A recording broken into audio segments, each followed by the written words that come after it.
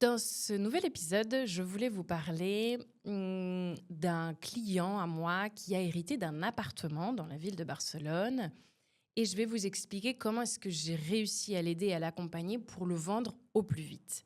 Je vous explique le contexte. Mon client vit en France. Il a hérité d'un appartement qui était au nom de son frère dans Gracia, dans le quartier de Gracia à Barcelone, en Espagne. Donc, c'est l'Espagne et notamment la ville de Barcelone. Il y avait été de temps en temps rendre visite à son frère, mais c'est pas un pays qu'il connaît, c'est pas une langue qu'il pratique.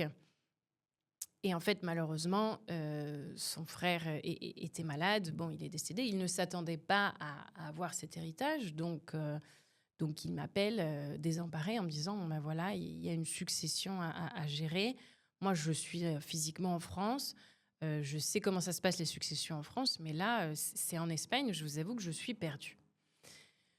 Donc la toute première chose à lui dire, ben, c'est déjà que une succession avec des biens en Espagne, ça se passe en Espagne, encore plus parce que là, son frère était résident ici en Espagne, il était citoyen français aussi, mais il vivait de façon habituelle en Espagne.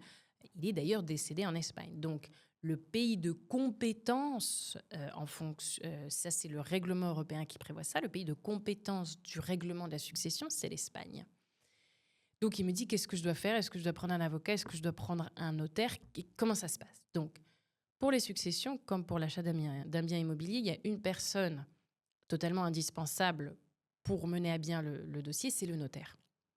Mais comme pour les biens immobiliers, pour l'achat ou la vente d'un bien immobilier, c'est la même chose dans les dossiers de succession, le notaire intervient qu'à la fin. Donc tout ce qui se passe en amont, et je vais vous expliquer tout ce qui se passe en amont, eh bien, ce n'est pas le notaire qui le fait. Donc soit vous êtes sur place, vous pouvez vous en occuper, soit vous n'êtes pas sur place et il faut vous faire accompagner. Et c'est l'accompagnement que j'ai proposé à ce client-là et que je propose de façon générale dans le cadre des successions en Espagne à tous mes autres clients. Déjà, dans un premier temps, qu'est-ce qu'il faut faire? Eh bien, il faut collecter et préparer les documents nécessaires pour que la succession puisse être déclarée et acceptée par le notaire. D'accord? Il y a plusieurs actes à signer, notamment la déclaration des héritiers, c'est-à-dire que ce monsieur, concrètement, était célibataire, il n'avait pas d'enfant. Donc, il fallait tout simplement qu'il y ait des amis ou de la famille ou des voisins qui se déplacent devant le notaire pour signer ce qu'on appelle la déclaration des héritiers et attester qu'effectivement, à leur connaissance, ils n'étaient pas en couple et il n'y a pas d'enfant connu, d'accord, pour que le notaire puisse déclarer dans cet acte-là qui est l'héritier, parce qu'on n'avait pas de testament clairement dans cette succession. Donc, une fois qu'on a ce document-là et qu'on a le document indiquant que le client, mon client, était donc l'héritier officiel du défunt, ça débloque déjà certaines étapes et on peut déjà avancer. Et puis ensuite, il y a un deuxième document à signer chez le notaire qui est l'acceptation de la succession, où on fait un inventaire de tous les biens. Là, en l'occurrence, dans ce dossier, il y avait cet appartement à Barcelone, mais il y avait une voiture, il y avait des biens meublants, des meubles. Il y avait des assurances vie, enfin bon, il y avait plusieurs choses à régler. Donc, on fait l'inventaire des biens, on leur donne une valeur, ce qui permet de donner une valeur à ce qu'on appelle la masse héréditaire, donc à l'inventaire des biens, à ce qui va hériter. Et c'est la base sur laquelle il s'appuie l'État espagnol pour imposer l'impôt sur les successions. D'accord? Mais sans rentrer trop en détail aujourd'hui dans le cadre de cette succession, ce qui nous intéresse ici, c'est comment est-ce que j'ai pu l'aider pour mettre en vente ce bien. Parce qu'il ne s'agit pas... En fait, juridiquement, il y a vraiment deux étapes. Il y a la première étape où le bien est encore au nom du défunt. Il faut faire la succession pour le mettre au nom de l'héritier. Et ensuite, une fois que le bien est au nom de l'héritier, il souhaitait le vendre parce que tout simplement, il ne vivait pas à Barcelone. Pour lui, c'était trop compliqué à gérer un appartement à Barcelone. C'était trop loin. Il vit d'ailleurs dans le nord de la France. Donc pour lui, c'était ingérable. Donc moi, je lui ai vraiment proposé un pack et une solution zéro tracas. Un pack tout compris de A à Z. Notamment, il était descendu une première fois à Barcelone. D'ailleurs, on s'était rencontrés à cette occasion-là. Il m'avait dit, voilà, j'ai récupéré 2, 3 affaires personnelles de mon frère. Je vous laisse les clés. Maintenant, c'est entre vos mains. Merci de vous en occuper. Donc, moi, j'ai compris qu'il était en détresse, donc il n'y avait pas de souci. On a mis en place avec mon équipe donc toutes les étapes pour pouvoir lui faciliter la vie. La première étape, c'est vider cet appartement. Cet appartement était rempli de meubles, de cuisine, de bouquins, d'affaires, en fait, d'habits aussi. Enfin, bon, il y avait tout encore dans l'appartement, d'accord? Donc, j'ai fait appel à une association, l'association Incants de Gracia, qui est venue récupérer beaucoup d'affaires, parce qu'ensuite, elle redistribue aux plus démunis. Les livres, alors, pour les Français de Barcelone, ceux qui connaissent la librairie L'Occasion Rêvée de Nadège Marchetto, je lui ai dit, écoute Nadège, prends ton diable, viens, parce que j'ai plein de bouquins en français, il y en avait en espagnol et en catalan aussi. Et donc, elle, voilà, c'était l'occasion rêvée pour elle de récupérer ces livres-là. Et puis ensuite, une fois que l'appartement était vide, ça a quand même mis 3 jours à le vider, et ben on en a fait le nettoyage parce que tout simplement, on ne peut pas vendre un bien qui est sale, quoi. Donc, on a fait un nettoyage physique et énergétique du bien pour qu'il soit le plus près possible pour les visites. Ensuite, il faut savoir que cet appartement avait été acheté par le défunt il y a très longtemps. C'était un rez-de-chaussée dans Gracia, un très très beau rez-de-chaussée d'ailleurs, avec une porte en bois magnifique qui donne directement sur la rue, qui était à l'époque dans le quartier de Gracia les anciens ateliers en fait d'artisanaux, d'artisans du quartier de Gracia, parce que donc ils avaient une porte directement qui donnait sur la rue, avec une première partie toilette et une grande pièce dont la fenêtre donnait aussi sur la rue, qui était en principe l'atelier. Et puis derrière, il y avait l'habitation. Et là, dans cet appartement, en plus, il y avait un petit patio, un petit jardin extérieur. C'était vraiment très, très sympa. Sauf que c'était un rez-de-chaussée et on n'avait jamais eu de cédula de habitabilidad. La cédula, qu'est-ce que c'est? C'est un certificat. C'est un certificat qui atteste, un certificat émis par la Generalitat de Catalunya, donc le gouvernement catalan, qui atteste que ce bien peut bien servir de logement. Pourquoi? Parce que tout simplement, il y a une salle de bain, il y a une cuisine, il y a des chambres et c'est pas un local commercial. Vous pouvez vraiment vivre dans cet appartement. Donc moi, ce qui s'est passé, c'est que cet appartement, clairement, c'était un vrai appartement. Il y avait 2 salles de bain, il y avait une cuisine, enfin, il y avait aucun doute là-dessus, mais je n'avais pas encore ce document, d'accord?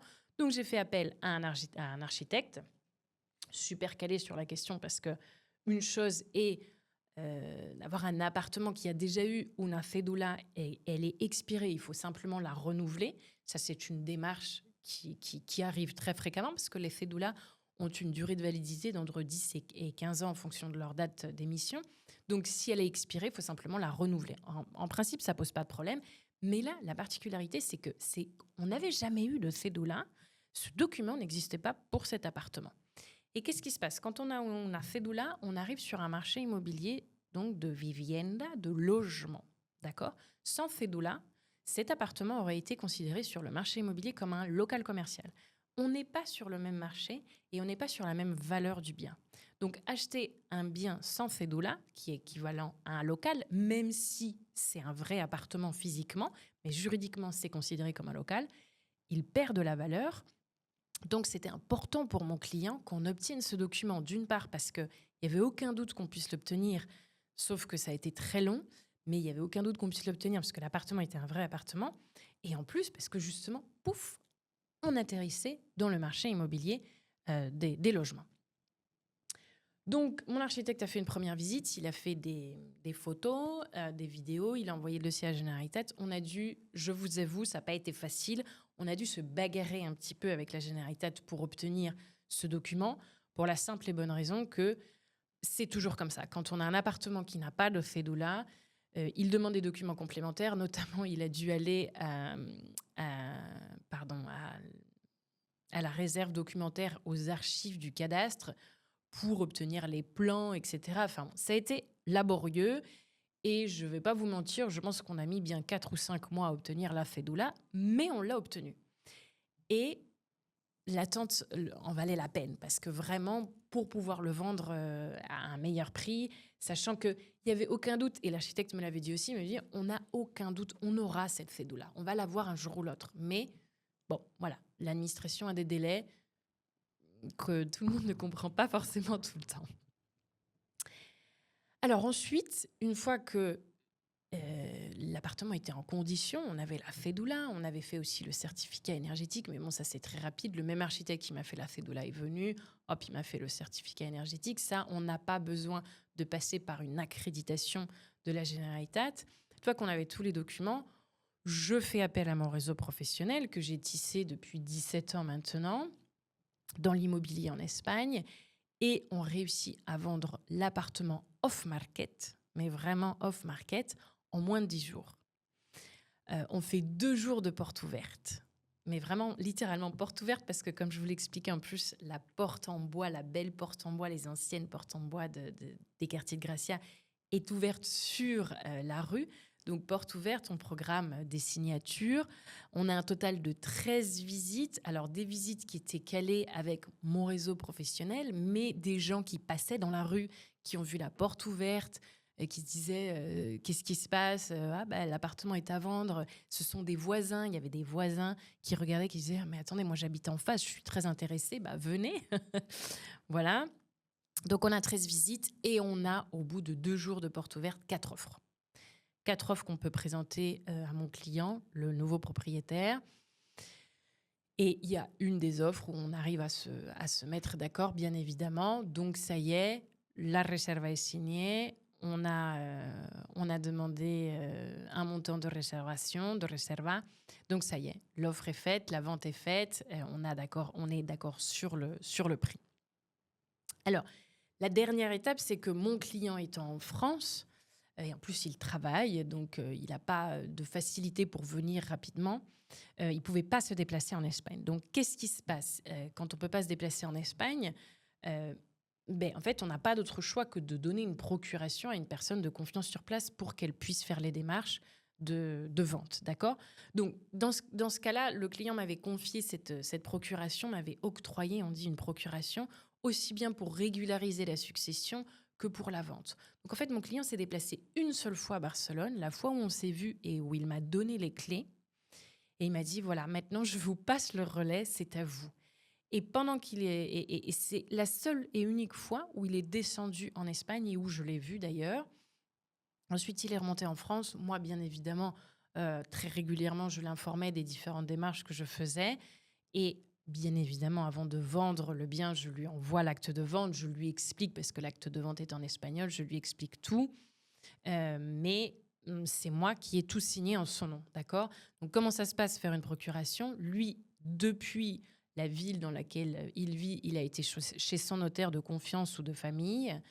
J'avais envoyé le modèle de procuration au notaire. Je lui avais donné les instructions pour que cet acte soit signé devant le notaire français conformément au droit espagnol.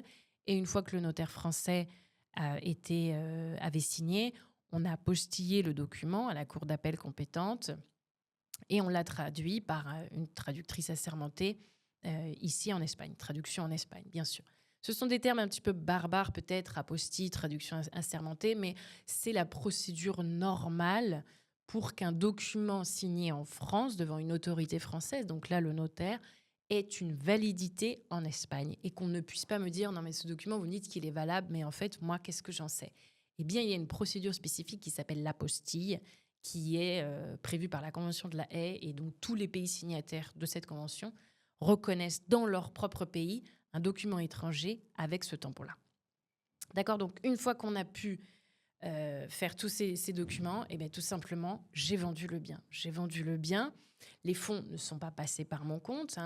Devant le notaire, le jour de la vente, j'ai donné le numéro de code IBAN de mon client, qui était un compte français. Donc, voilà, l'argent n'est même pas passé par mon compte. Elle a été directement sur le compte de mon client en France. Moi, la seule chose que j'ai fait, c'est tout simplement préparer le dossier, préparer le bien, organiser les visites et puis signer pour mon client une fois qu'on avait trouvé un acquéreur. Voilà, donc au final, c'est un service tout compris et personnalisé.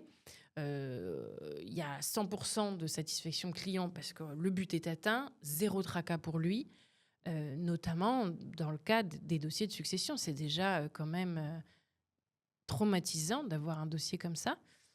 Donc vous avez le côté émotionnelle, la charge émotionnelle d'être dans un deuil dans le cadre du décès d'un proche.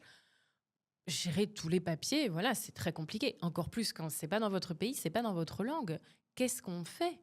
Eh bien, justement, de par cet épisode, je voulais vous expliquer à ceux qui éventuellement avaient connu des situations similaires ou malheureusement vous pouvez connaître ce type de situation, bien tout simplement vous dire que il existe des solutions. Je peux vous aider, je peux vous accompagner. J'espère que cet épisode vous a plu. Je vous dis à très vite pour un prochain épisode. Et si ce contenu vous plaît, eh bien, abonnez-vous à mon podcast ou à la chaîne YouTube.